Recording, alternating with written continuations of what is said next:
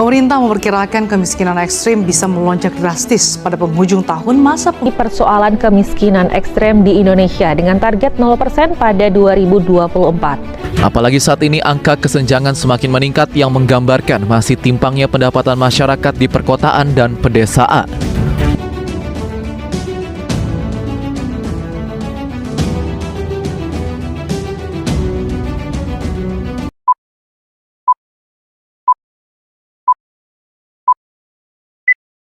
Halo sahabat mahasiswa.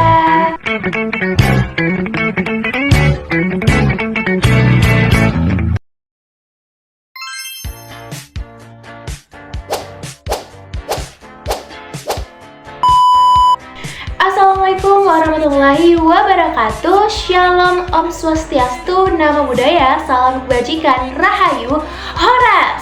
Perkenalkan, nama saya Malvira Malvira dengan NIM 7222141002. Saya dari program studi pendidikan ekonomi kelas A. Nah, ada yang tahu kali ini kita mau bahas apa? Bahas apa ya, Vira?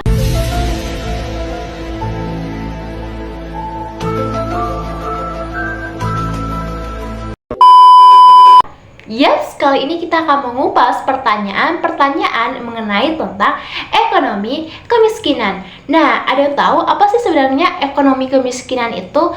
Yang belum tahu? Nah, mari kita nonton video berikutnya. Ekonomi kemiskinan adalah cabang ilmu ekonomi yang mempelajari penyebab, karakter, dampak, dan upaya penanggulangan kemiskinan dalam suatu masyarakat atau negara. Fokus utamanya adalah bagaimana sumber daya yang terbatas dialokasikan dan bagaimana ketidaksetaraan serta keterbatasan akses terhadap sumber daya ekonomi seperti pendidikan, kesehatan, dan pekerjaan menyebabkan atau memperparah kemiskinan. Untuk memahami mekanisme yang menyebabkan kemiskinan tetap ada dan memberikan dasar bagi perumusan kebijakan yang efektif dalam mengurangi atau menghapus kemiskinan secara berkelanjutan. Yaps, benar sekali. Jadi teman-teman, perlu diketahui bahwa studi ekonomi kemiskinan ini sangat penting untuk memahami penyebab dan dampak kemiskinan serta untuk merancang strategi yang efektif dalam mengurangi atau menghilangkan yang namanya kemiskinan, baik itu di negara kita ataupun bisa saja di luar negeri. Nah, untuk pertanyaan pertama, teman-teman bisa lihat tabel yang saya tunjukkan. Berdasarkan tabel tersebut, kita dapat menganalisis hubungan antara rata-rata pendapatan per kapita, indeks pembangunan manusia atau IPM, dan indeks pembangunan gender IPG di beberapa wilayah yang sudah tertera di tabel berikut ini. Yang pertama ada DKI Jakarta dengan pendapatan per kapita yaitu sekitar 6.500.000 dan IPM-nya 82,5. Sedangkan IPG-nya itu 91,3. Selanjutnya ada di daerah Provinsi Papua dengan pendapatan per kapita 2 juta, IPM-nya 62,4 dan IPG-nya 84,2. Selanjutnya ada Jawa Barat dengan pendapatan per kapita 3.400.000 dan IPM-nya sekitar 73,9, IPG-nya 89,0. Selanjutnya yaitu terakhir adalah Provinsi Nusa Tenggara Timur atau NTT dengan pendapatan per kapitanya 2.300.000, IPM-nya 70,2 dan IPG-nya 86,5. Nah, dapat dikatakan bahwa di daerah Jakarta itu memiliki pendapatan per kapita tertinggi dan hal ini diikuti oleh nilai IPM dan IPG yang juga tinggi. Ini menunjukkan bahwa pendapatan yang tinggi berkontribusi terhadap pembangunan manusia dan kesetaraan gender yang lebih baik. Sedangkan Papua memiliki pendapatan dan IPM terendah di antara provinsi lainnya. IPG-nya juga paling rendah. Ini menunjukkan bahwa rendahnya pendapatan berkolerasi dengan rendahnya kualitas hidup dan ketimpangan gender yang lebih besar. Sedangkan untuk Jawa Barat dengan pendapatan menengah, IPM dan IPG Jawa Barat juga berada di posisi menengah. Ini memperkuat pola hubungan positif antara pendapatan dan kedua konteks pembangunan tersebut. Selanjutnya adalah NTT, Nusa Tenggara Timur, dengan memiliki pendapatan per kapita yang lebih tinggi sedikit dari Papua, dan IPM serta IPG-nya yang juga lebih tinggi dari Papua. Ini kembali menunjukkan tren positif antara ketiga indikator. Nah, dapat disimpulkan adanya korelasi positif antara pendapatan per kapita dengan IPM dan IPG provinsi dengan pendapatan tinggi cenderung memiliki IPM dan IPG yang tertinggi pula. Dan pendapatan per kapita yang lebih tinggi dapat meningkatkan akses terhadap pendidikan, kesehatan, dan kesempatan yang lebih setara bagi perempuan atau faktor yang mempengaruhi IPM dan juga IPG. Selanjutnya, provinsi seperti Papua dan NTT itu menunjukkan perlunya intervensi kebijakan untuk meningkatkan pendapatan masyarakat dan mendorong pembangunan manusia dan gender yang lebih merata. Mungkin itu saja untuk pertanyaan pertama. Untuk soal kedua, jelaskan bagaimana kesenjangan pendapatan antara wilayah dapat mempengaruhi kualitas bagi hidup masyarakat, khususnya dalam konteks pendidikan dan juga kesehatan. Nah, kali ini kita akan mengupas satu persatu, yaitu di mana ada akses terhadap pendidikan dan juga akses kesenjangan terhadap kesehatan. Nah, untuk akses pendidikan, yaitu kesenjangan akses terhadap fasilitas pendidikan, di mana wilayah yang dengan pendapatan rendah seringkali memiliki keterbatasan dalam membangun dan memelihara infrastruktur pendidikan. Sekolah-sekolah yang tertinggal itu mungkin akan kekurangan fasilitas atau sarana prasarana seperti ruang kelas, laboratorium, atau alat-alat yang mendukung proses pembelajaran. Terus yang kedua, kesenjangan terhadap mutu pendidikan, di mana kesenjangan pendapatan menyebabkan perbedaan dalam kualitas pengajaran. Wilayah kaya mampu menarik dan membayar yang lebih berkualitas, menyediakan pelatihan guru, serta mendukung kurikulum yang lebih baik lagi. Begitu juga dengan sebaliknya, dengan daerah atau wilayah yang tertinggal, itu akan mengalami kesulitan dalam menjaga kualitas tenaga pendidik. Terus yang ketiga ada kesenjangan partisipasi pendidikan. Anak-anak di wilayah yang tertinggal atau miskin itu lebih berisiko untuk putus sekolah karena harus membantu ekonomi keluarga. Contoh ini dalam suatu ekonomi keluarga yang bisa dibilang kurang mampu. Nah, dia dipaksakan untuk bekerja, mungkin dia nggak dipaksa atau dia bekerja untuk memenuhi kebutuhan mereka. Nah, anak ini akan lebih mementingkan memenuhi kebutuhannya daripada dia akan bersekolah, ya kan?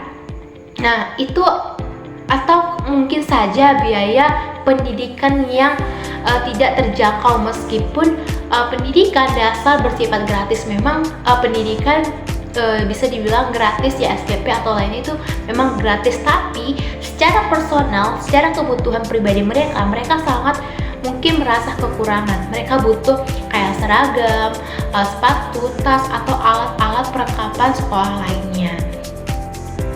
Terus yang kedua yaitu akses kesehatan. Nah, akses kesehatan ini juga dibagi menjadi dua, yaitu yang pertama adanya kesenjangan akses terhadap layanan kesehatan. Wilayah dengan pendapatan rendah biasanya memiliki jumlah fasilitas kesehatan yang terbatas, seperti rumah sakit, puskesmas, klinik, dengan jarak yang jauh ke fasilitas kesehatan juga yang bisa menjadi hambatan. Terus yang kedua, kesenjangan mutu layanan kesehatan. Daerah dengan sumber daya yang terbatas cenderung memiliki tenaga medis yang lebih sedikit dan kurang berpengalaman. Selain itu, peralatan medis dan obat-obatan juga bisa sangat terbatas dibilang ya. Terus yang ketiga ada kesenjangan status kesehatan masyarakat. Masyarakat di wilayah berpendapatan rendah lebih rentan terhadap penyakit akibat buruknya sanitasi, kurangnya gizi, dan rendahnya kesadaran akan gaya hidup sehat. Tingkat kematian bayi dan ibu melahirkan juga biasanya lebih tinggi di wilayah tertinggal atau wilayah yang mungkin kurang pendukung fasilitas atau sarana prasarana atau kesehatan lainnya. Nah, dampak jangka panjangnya, kesenjangan ini menciptakan lingkaran setan kemiskinan.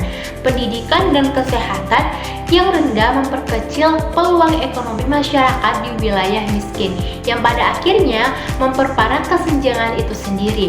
Dalam jangka panjang ini juga biasanya menyebabkan migrasi penduduk, urbanisasi yang tidak terkontrol, dan ketimpangan sosial yang meruncing. Nah, untuk mengatasi hal ini diperlukan kebijakan yang mendukung pemerataan pembangunan seperti alokasi anggaran yang adil, program afirmatif di bidang pendidikan dan kesehatan, serta penguatan kapasitas lokal di wilayah tertinggal. Nah, untuk pertanyaan ketiga, apa implikasi dari rendahnya IPG terhadap pembangunan berkelanjutan di daerah tertinggal seperti Papua dan juga NTT? Nah, perlu diketahui bahwa rendahnya indeks pembangunan manusia atau IPM di daerah tertinggal seperti Papua dan juga NTT memiliki implikasi yang signifikan terhadap pembangunan berkelanjutan. Ini mencakup masalah seperti kemiskinan yang tinggi, rendahnya kualitas sumber daya manusia, terbatasnya infrastruktur, dan juga ketidaksetaraan sosial. Pembangunan berkelanjutan ini memerlukan IPM yang tinggi, yang mencakup peningkatan kesehatan, pendidikan, standar hidup, sehingga memicu pertumbuhan ekonomi yang inklusif dan adil. Nah, ada beberapa implikasi dari rendahnya IPG terhadap pembangunan berkelanjutan di daerah tertinggal seperti Papua dan juga NTT. Kita akan mengupas satu persatu. Yang pertama, adanya kemiskinan yang tinggi, di mana IPM yang rendah seringkali terkait dengan tingkat kemiskinan yang tinggi di daerah tersebut, membuat masyarakat sulit mengakses kebutuhan dasar seperti makanan, pakaian, tempat tinggal yang layak. Terus yang kedua, rendahnya kualitas sumber daya manusia. Kurangnya akses pendidikan dan pelatihan berkualitas dapat membatasi kemampuan masyarakat untuk berpartisipasi dalam pembangunan ekonomi dan sosial, sehingga menciptakan siklus kemiskinan. Terus yang ketiga, ada infrastruktur yang terbatas. Rendahnya IPM juga dapat menciptakan kondisi infrastruktur yang kurang memadai seperti jalan, transportasi, komunikasi, dan layanan kesehatan yang menghambat pertumbuhan ekonomi dan akses masyarakat terhadap berbagai layanan. Terus yang keempat, ketidaksetaraan sosial, di mana IPM yang rendah ini seringkali memperparah ketidaksetaraan sosial dengan adanya kelompok masyarakat yang lebih beruntung dan dari kelompok masyarakat yang bisa dibilang terpinggirkan gitu kan, sehingga mengganggu stabilitas sosial yang memicu konflik. Nah, yang kelima, pembangunan yang tidak berkelanjutan. Pembangunan yang tidak mempertimbangkan aspek IPM dapat menimbulkan dampak negatif jangka panjang bagi lingkungan dan juga masyarakat, seperti kerusakan ekosistem, polusi, dan juga konflik sosial. Pentingnya pembangunan berkelanjutan di daerah tertinggal membutuhkan upaya untuk komprehensif dan terintegrasi dengan fokus pada peningkatan IPM, peningkatan kualitas sumber daya manusia, pembangunan infrastruktur, dan pengurangan ketidaksetaraan sosial.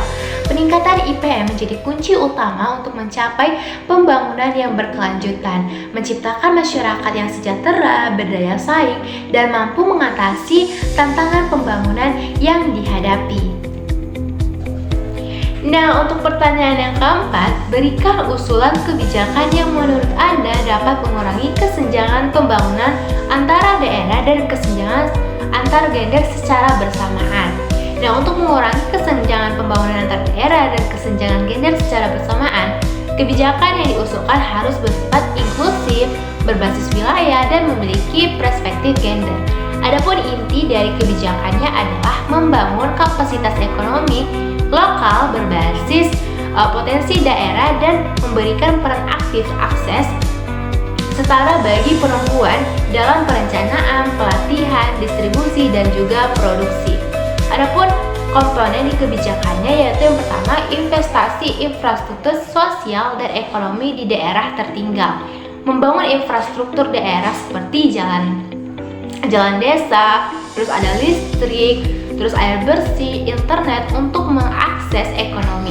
Prioritaskan pembangunan fasilitas layanan dasar seperti puskesmas, sekolah PAUD, atau sekolah lainnya dengan tenaga kerja perempuan di daerah setempat. Nah, yang kedua yaitu program pemberdayaan UMKM perempuan di daerah. Fasilitasi akses perempuan ke pelatihan kewirausahaan, manajemen keuangan, dan pemasaran digital. Subsidi modal usaha mikro bagi perempuan melalui koperasi perempuan desa. Nah, yang ketiga, digitalisasi dan ekonomi kreatif di daerah. Mendorong perempuan di daerah untuk masuk ke ekonomi digital seperti pelatihan marketplace, pembuatan produk lokal, dan lain sebagainya. Terus fasilitasi pembentukan inkubator bisnis berbasis desa yang dikelola bersama oleh perempuan maupun laki-laki. Terus yang keempat, kota keterlibatan perempuan dalam desa atau kabupaten. Tetapkan minimal 30% partisipasi perempuan dalam musyawarah perencanaan pembangunan daerah. Berikan insentif fiskal tambahan untuk daerah yang mencapai keterwakilan gender dan dalam perencanaan dan eksekusi pembangunan. Nah, yang kelima, reformasi akses dan kepemilikan aset produktif. Permudah akses perempuan terhadap sertifikat tanah, terus kredit usaha, terus ada kepemilikan alat produksi seperti mesin pertanian, dan bentuk kelompok tani, perikanan, perajinan perempuan yang difasilitasi langsung oleh dinas terkait atau pemerintah.